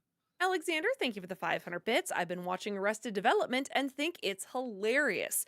Jason Bateman said that a writer for the show once told him, "Our job as writers is to make these characters as despicable as possible. Your job as actors is to make them as likable as possible." Oh, I like that. Maybe I gotta see it again because I think I've seen 2 or 3 episodes, and it. Not that I never laughed or anything, but it never grabbed me. So maybe it's something kind of like Bob's Burgers or home movies where I had to see it a little bit more in order to get the feel of it down. Because a lot of great shows are like that. Venture Bros was even kind of the same. So maybe I should return to it and see if I, like it more. Hana Joker, thank you for the 500 bits. What was more intense? The tramp and the rat and Lady and the Tramp, or Bambi fighting the bad guy deer? I mean, for me, it was probably the bad guy deer because you get. They both work with shadows very, very well, but the ones in Bambi are just a little bigger and they're a little grander, and they play with color a lot more. I also like it goes from literally clouds and dreams and heavenly imagery to just like this harsh boom, just this instant change. I remember as a kid, I'm watching this, thing like, oh, this is fun nights. I'm like, that scene's coming, that tone change is coming. Be ready for it, be ready for it. And there was always kind of an excitement for that too. So yeah, and even what they do with light in that too, the way the light reflects off in this. You make me want to see this scene again, actually. Yeah, I remember really, really liking that moment. Nomadic, thank you for the $5 super chat. Have you seen the film Unfrosted with Jerry Seinfeld? You may not like Jerry anymore after watching it. you know, it's not good. I can't quite say it was as awful as everybody was saying. I get why they're saying it. There's overwhelmingly a majority of stuff that does not work. And I do get the jokes. I know what they're referencing. I do know that time period, even though I didn't live through it. Um, and there's clever ideas in there. Maybe that's one of the reasons I don't hate it as much. I see the seeds of ideas in there that are kind of funny, just using breakfast material to replace these big historical moments, and then randomly jump to January 6th, which is very bizarre. But yeah, it didn't work. I had a handful of moments that made me laugh, but yeah, it did not come together. Juliana, thank you for the $5 super chat. What are your thoughts on blur frame shots in movies? Like when the camera pans and the background goes by fast. It makes me dizzy. Say one more time. Blur. Blur frame shots in movies. Like when the camera pans and the background goes by fast. Oh, okay. I think I see what you're talking about. Like almost like a cutaway shot, like I don't know, in Malcolm Middle or something like that. It's like when this happened, and that's a flashback back here, or maybe when it just does that a lot in action sequences and stuff like that. No, it doesn't really bother me. Yeah, I can't really think of any moment I was like thrown off by it or anything. So yeah, top of my head, it's even moments like that. Like I just saw Goat recently, and they had a lot of scenes where they have to do a lot of that in the action sequences and stuff. And yeah, no, it never throws me off. Truth, Hope, Love, thank you for the $5 super chat. Next week, you must see and review Hoppers because it'd be hysterical or hypocritical if you complain about people not discussing Elio and then not promote Hoppers. You're right, and I hate that I'm not able to get to it. I'm hoping I can see it next week because I do legit want to see it too. I want to see how they, turn in something that's actually pretty good and original, and it's doing pretty well. But it's not doing like gangbuster numbers. So I'd like to, if it is legit good, yeah, I'd like to get more people to go see it and encourage more original stuff. So no, absolutely, I like to. I'm doing my best. I still can't promise anything, but I do very much want to do that. Movie Mike, thank you for the 500 bits. Which pathetic villain do you like more? The Monarch from Venture Bros or the Ice King from Adventure Time? Monarch. As soon as you said Monarch, I'm like, man, what villain would even top that? I love the Monarch. He cracks me up. That surprisingly believable relationship with Dr. Girlfriend. That's actually like really funny, but kind of touching and complex and has layers to it and everything. Yeah, all of that is so much fun. Deshaun, thank you for the $5 super chat. Hey Doug, would you do a review for Meet the Robinsons for its 20th anniversary, which is coming up at the end of the month? Uh, end of this month. I mean, I'm not gonna be able to do that because I got other movies planned. But I don't know. I did Disney December on it. It's very ambitious. It doesn't work, but you can definitely feel the creativity, the ambition, and the message and the way they work with the message, particularly with that final quote and who says that final quote, is very, very effective. So I'll see. I don't know if there's an audience for it, but maybe there is. It might be one of those that got like a bit of a following over the years. So we'll see. Movie Mike, thank you for the 500 bits. Which Rob Underwood film do you like more, Tremors or Mighty Joe Young? Mm. Man, that's rough. I know everybody be like Tremors. Obviously, it's like yeah, I do love Tremors, but like Mighty Joe Young really does feel like it really does capture the spirit of kind of a classic Kong movie, but kind of on its own terms. Man, I'm trying to think which one would I rather put on right now. Probably Tremors. I'll say Tremors, but it is very close, and they are very different movies. Adriana, thank you for the $5 super chat. Have you ever thought of reviewing the Ted or Hangover movies? While I hated Hangover Part 3, the first two and both Ted movies are guilty pleasures. I saw the first Ted movie. I liked it fine. Never saw the second one. I didn't even like the first Hangover movie. I love the premise. I think this is actually an idea when I talk about ideas that like Rob and I had, and they get made. They're just not by us because somebody else has the idea. That was one of them. So I was actually excited to see it because the possibilities for this. It just didn't make me laugh. I didn't think the characters were that funny. I didn't think the situations were that funny. Uh, so when everybody's like, "Oh, the second and third one, or even aren't funny," I'm like, "Well, okay, I didn't even get into the first one, so probably not." I think I would just be like a party pooper because I know a lot of people really like that first one at least. I just don't think I would add anything that interesting apart from I don't think it's funny. Sean, thank you for the $5 super chat. Have you seen The Big Short from 2015? No, I've heard it's good, but I have not seen it. JL, thank you for gifting those 5 subs over on Twitch. Appreciate that. Thank you. Thank you. Movie Mike, thank you for the 500 bits. And Steven Universe, while Lars may not have been my first choice for a spinoff, I think we can both agree it could have been worse. They could have given Ronaldo a show. Yeah, that would have been rough. Yeah, he's probably. I know we make fun of Lars a lot, but it's like, yeah, Ronaldo's probably the worst. I think again, he's designed to be that way. I still stand by. I think they're giving Lars a show just to see if they can, just to see if they're talented enough. They want that challenge. You know what I mean? And in a way, good on them. But it's not going to be very surprising. That turns out it doesn't work. But yeah, that's kind of my guess. Dragon's Toy, thank you for the 500 bits. So, Doug, in the movie Falling Down, would you agree that the best line read in the history of film is Michael Douglas's "I'm the bad guy"? I can see Rob yelling, "Oh my god, yes!" That is a really good scene. Honestly, the one I thought you were gonna say is too much. Oh god, he's so good. That movie is so good. It is a really good moment because you can tell he's really surprised by that. And it's like reality finally starts to sink in, and there's so many moments where reality is and isn't sinking in with him. And you're wondering how much is him being nuts and how much is the world being nuts. And that's such a fun contrast to watch. It is a very, very good moment.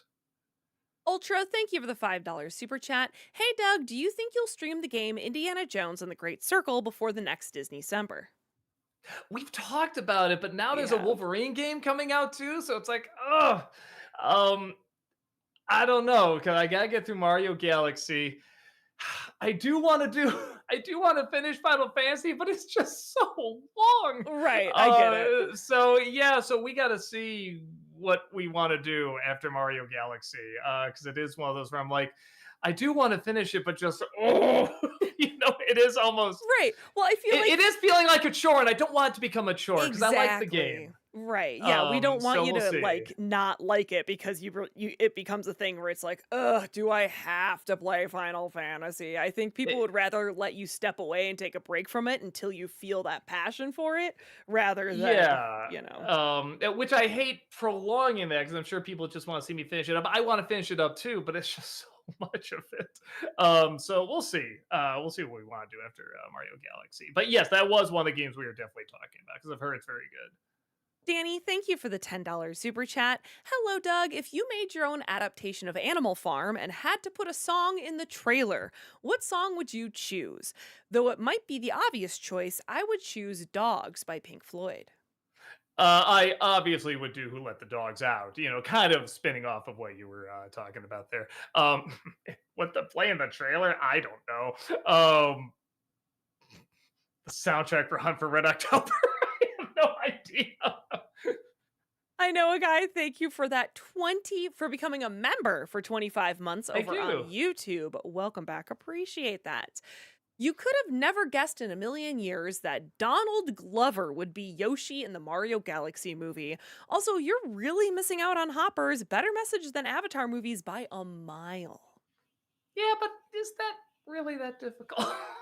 um, Especially for Pixar, who could just run circles around them when it comes to writing. Even their worst movies can run. Even Cars 2 can run circles around Avatar. But no, I do really, really want to see it. I'll try and best get around to it. And what was the first half of the question? I'm sorry. It wasn't really a question so much as just Donald Glover being Yoshi. It's Oh crazy. yeah. I had a feeling. TJ O'Donnell, thank you for the $10 super chat. Hey, Doug and Heather, hope y'all are doing well and love the work you do. Doug, would you Thank ever you. think of reviewing the film Minority Report, especially with the way technology has advanced today? I've thought about that a lot. The only reason I haven't is for whatever reason, Tom Cruise movies do not do well. Whenever I review, I don't know, maybe he's behind the scenes, just like, haha, no, steer the views other way, the other way. So I don't know, but it is an interesting movie to talk about. Some of the stuff about the future, which has come to pass, I guess they were trying to talk to tech experts and see what kind of stuff will eventually happen. But also, again, just it's funny. Spielberg went from a director I love to a director I thought was kind of overrated to a director now I'm kind of fascinated by how someone can do that many big projects and what sticks with people, what doesn't stick with people, kind of the different phases he goes through and why he's probably going through them. I mean, I'm not a therapist, but there's still a lot of stuff I feel like, all right, well, this isn't that hard to, I was after he frozen made the today. movie AI, suddenly everything has like that Kubrick grain to it. Suddenly it's like, I wonder where that came from. But yeah, it would be interesting to talk about it. We'll see. I would like to talk about it at some point. Matt, thank you for the $10 super chat. Hey, Heather and Doug, hope your week's going well. Critic, how are you so funny, yet still so handsome? I think I say so bald. Um, well, maybe they're the same thing. Um, Thank you for being the first to say that. I kept telling myself, you are," and now that I hear someone on the internet say it, it somehow still feels so empty. No, thank you very much. JL, thank you for the 1,000 bits and Amazing Spider-Man. What did you think of Peter getting revenge on Flash? uh, why am I? Wait, Amazing Spider-Man? Yep, Amazing Spider-Man. What do you think of Peter getting revenge on Flash? Spider-Man, Peter, Revenge, Flash. That's right. It was Amazing. That's right. I was trying to remember which Flash because I was thinking the animated series. I know who he is in the comic. I remember, and then I was thinking of the Tom Holland movies where they just do something very different with them. Like, yeah, which version of Flash was that? That's right, the whole basketball scene. Um, I think I remember liking it. There was something he did that was pretty goofy in the court and everything, but I remember it being fun, but something was off. I can't remember if it was the after effect where everybody's like, what a freak or something like that. But like something I remember being off about it, but I remember the majority of it I still liked. Jace, thank you for the $10 super chat. Scrooge McDuck, according to markings, Atlanteans are so eager to build an epic city of wonders and death traps, they didn't stop to figure out a proper support structure and the whole thing fell into the sea. Yeah, okay. That is DC, DCEU. Yeah, I agree. JL, thank you for the 1,000 bits. Do you wish that we would get an Amazing Spider-Man 3 or Spider-Man 4 after No Way Home to tie into the multiverse saga? It'd be fun to see like what the script was. Which granted a lot of things can still change even after you have the script, but to do it now, I don't think makes sense. They had No Way Home. No Way Home was great. It was a nice wrap up for all of that. Again, two film series that did not have very good finales. So I'm fine with that. Again, if they ever release the scripts, I'd be curious to see that. Big M, thank you for the $5 super chat. Hey Doug, for Avengers month, are you going to review films like Thunderbolts and Civil War? Because some people consider them to be Avengers movies. I get that. There's not enough Wednesdays in the month, though, so probably not. Sean, thank you for the $5 super chat. Favorite moment from Back to the Future? Any of them? Man,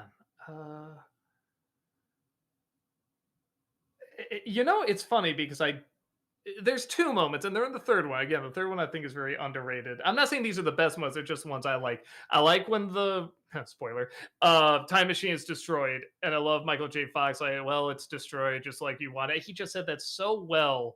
Like, this is the end, and he also thinks he's never going to see his friend again. That was the whole reason he went back and everything. And I love the moment just before that where. I think I went on like, a lot of people have that Claire is not exactly the best. The character's okay, but the romance between them really has a lot of issues with it. And I really love when he's got her on the skateboard and just the look they share while he's like, trailing off. He's not even looking that he's missing his chance to go back home, to go back to the future. The way he's looking at her like he is home, just looking at her there. And I love that look, and I love the music, that great phenomenal theme. It's such a quick little moment, but I love it. It's such a very sweet yet also kind of epic moment.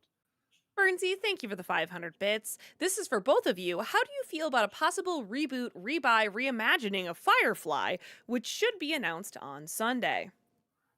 I've never seen the show. I saw that movie that came out, which I know is just a wrapped up finale of the show. So, I'm just like, it's okay, whatever. But I haven't seen the show, and everyone says the show is great, so I'm It's not the one to really ask. good. That's what I hear. Yeah, I mean, the show is really good, but I do feel like I mean, I don't I hope it's not a reboot. If you're gonna go back to that world with those characters, like, just, like, continue the story or find some way to, I don't know, reference what's been going on, I don't even know, but I feel like they're trying to capture lightning in a bottle to go I back was to it. Like, chosen at this point, today. it's been so long, and, like, people are in different places in their lives and their careers, and, like, as much as I love the show, it's okay. We can step back from it. You know, like, I don't know. I worry that in trying to capture the lightning in a bottle for a second time, we're gonna just blow up the legacy of the show. You know what I mean?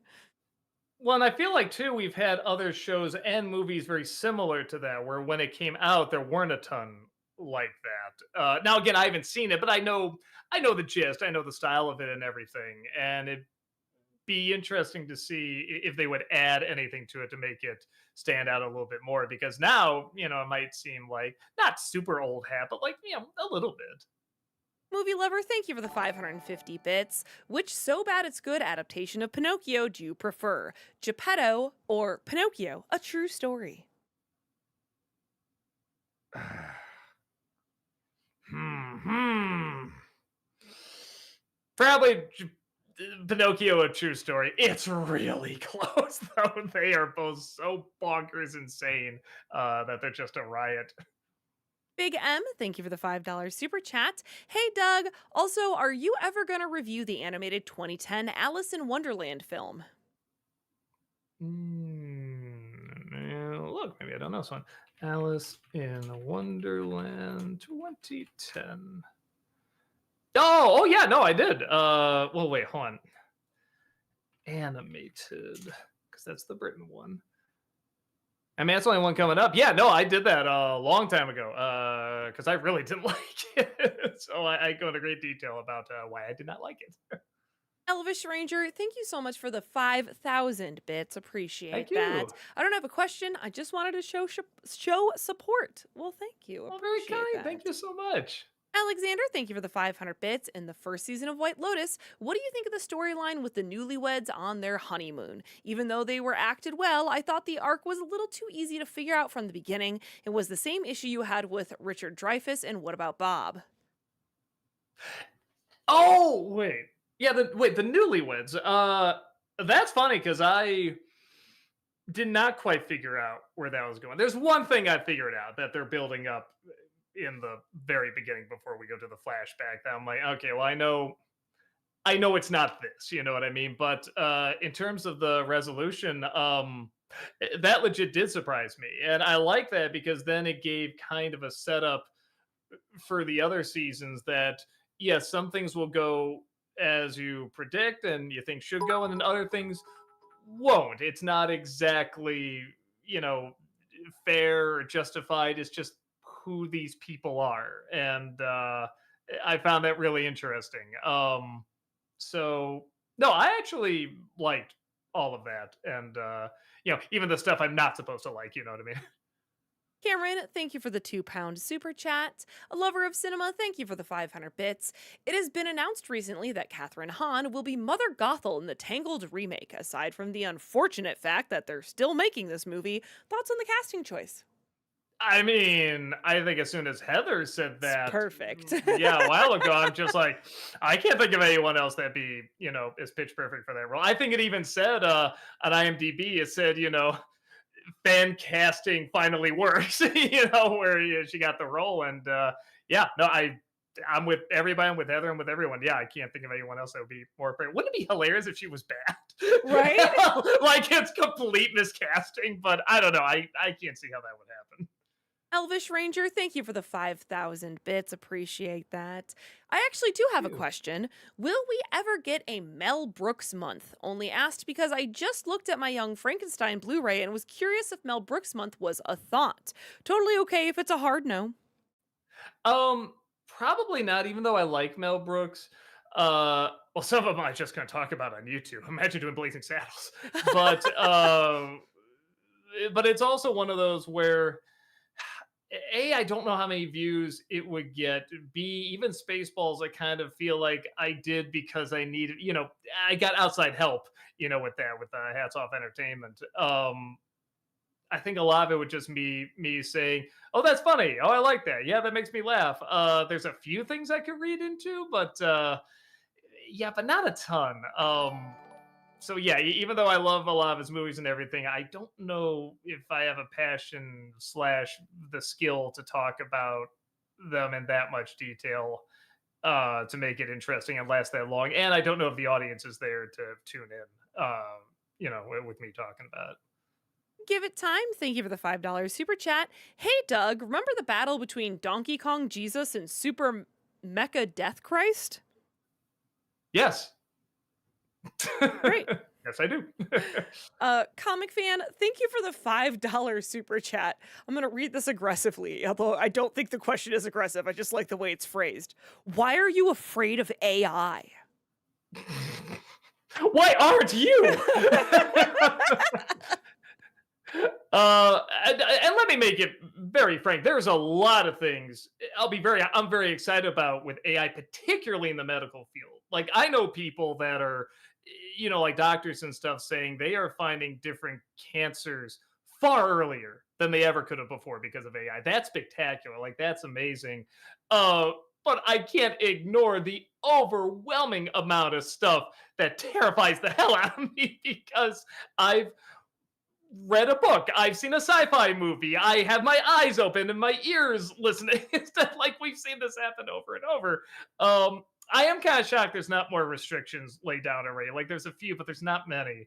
But yes, but there's a lot of things I can't act like wouldn't also be helpful as a tool. And I'm sure there's stuff in the creative field too that can be very, very helpful for. But yeah, the replacement of jobs, people falling in love with them and causing that to hurt them and others, and that like all that stuff I'm terrified of. The machines taking over everything. So yes, I can't ignore the really, really good stuff. I definitely can't ignore the really, really bad stuff either. JL, thank you for the 1,000 bits. Ever seen the movie Jobs from 2013 about Steve Jobs?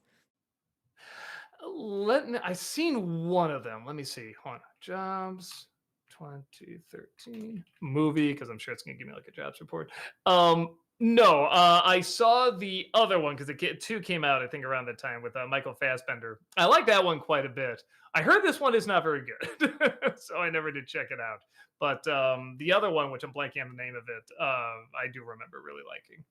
Movie Mike, thank you for the 500 bits. Spies in Disguise and Nimona were directed by the same people. A problem you had with both films was that the villain was boring. Which film do you think had the more boring villain? For me, it was Nimona because I really liked everything in that film except for the villain. Uh, Yeah, I guess I'll say that because at least the design of the villain in Spies in Disguise was kind of the typical, evil spy, setup, and it was over the top looking and everything. But yeah, it's a shame they didn't give him a funny personality to go along with it. But yeah, I guess I'll go with that. Where I barely remember the design of the villain in the other one.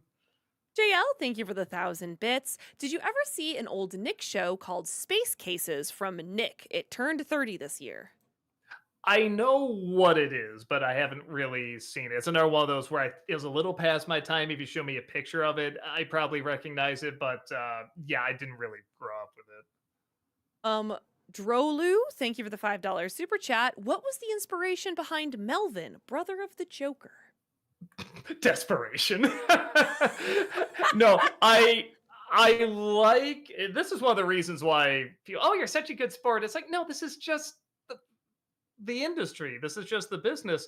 There was a time where just everything I was doing was getting a good reaction. Everybody, oh, make that a show, make that a show. And finally, because we tried 5-second movies, that went over great. Nostalgia Critic, that went over great. Bum reviews, that went over great. Ask That Guy, that went over great.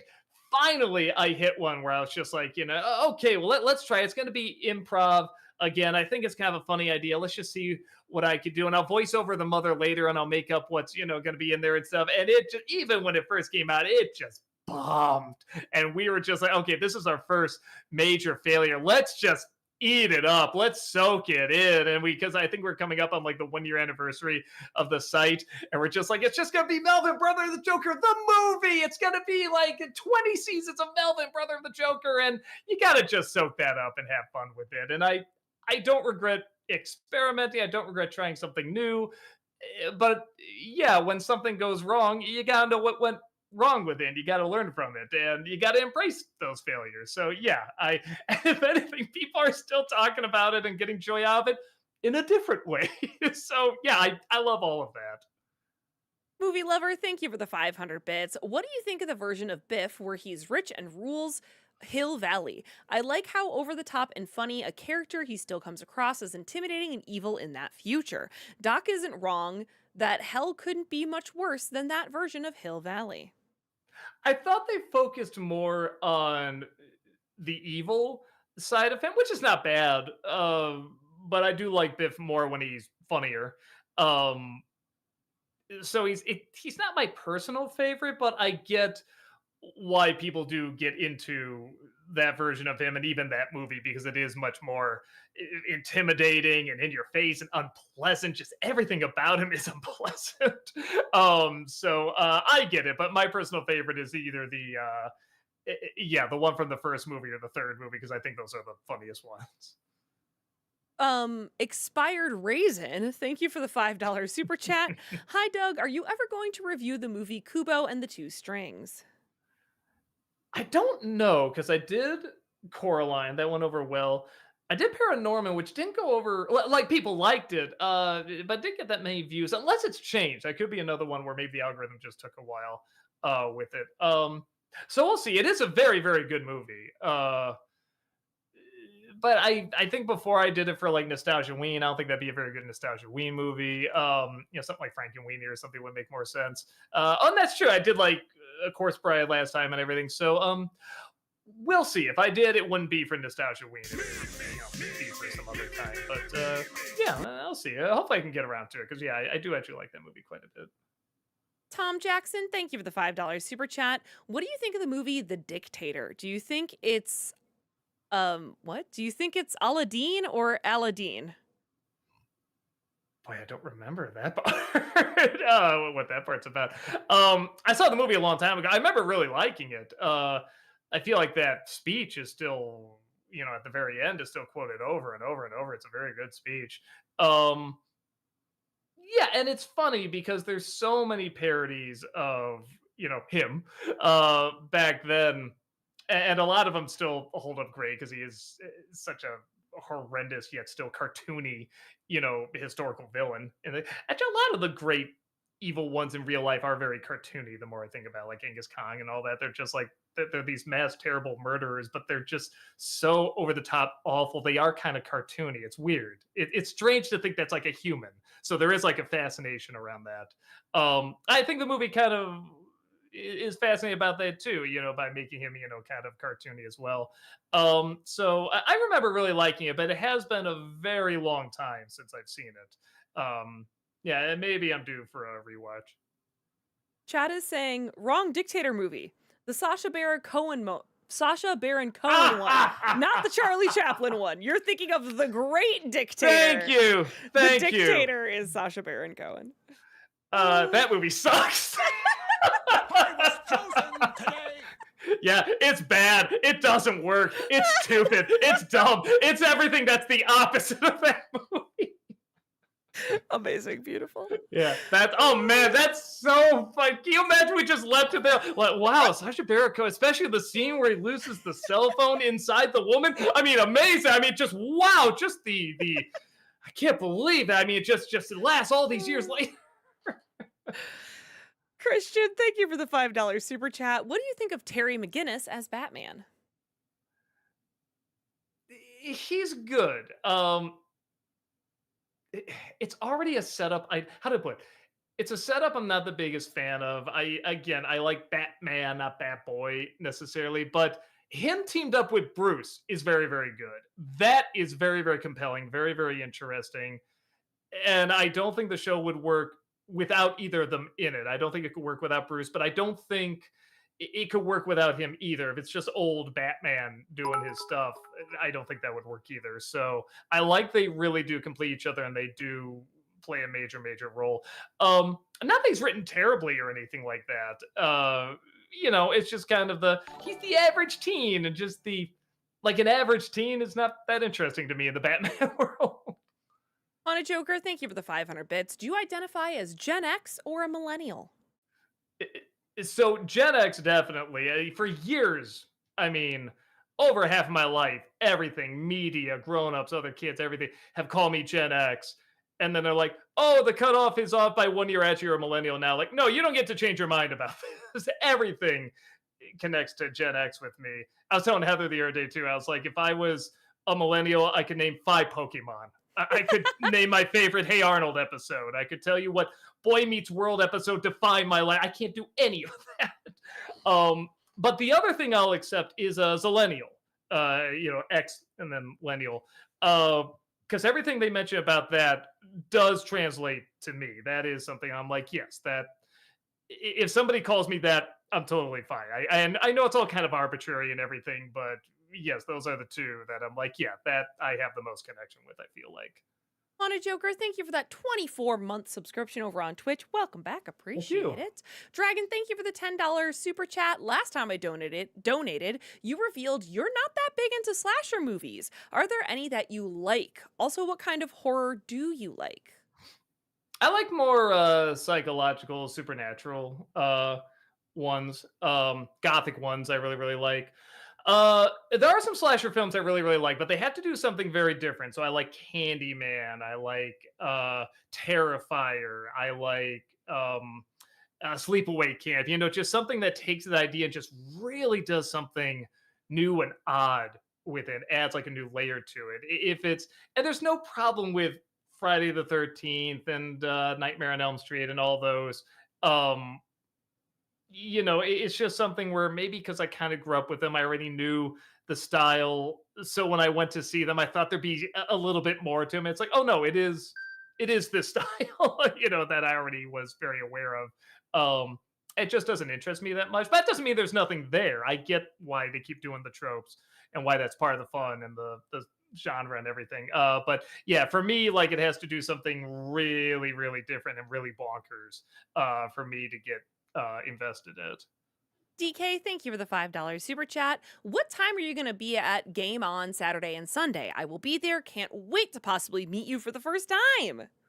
Uh, I don't know actually. I'll say this. Usually when we go, so we're flying in Friday. I don't know what time the con opens. Um, but it is one of those where we have like a booth. And usually when we have a booth, we get there from when it opens and stay usually until it closes. If unless we have like a flight we're catching or something like that. So yeah, it should be there majority of the time.